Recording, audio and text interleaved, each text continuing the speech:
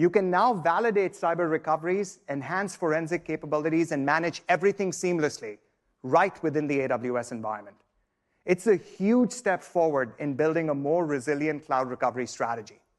But that's not all. For all our AWS users, Cleanroom Recovery now supports AWS as a cleanroom target. This means you can securely test and recover your data within an isolated AWS environment, ensuring any threats are cleansed before your systems are restored. It's flexible, powerful, and designed to fit your architecture and compliance needs. We've listened to your feedback.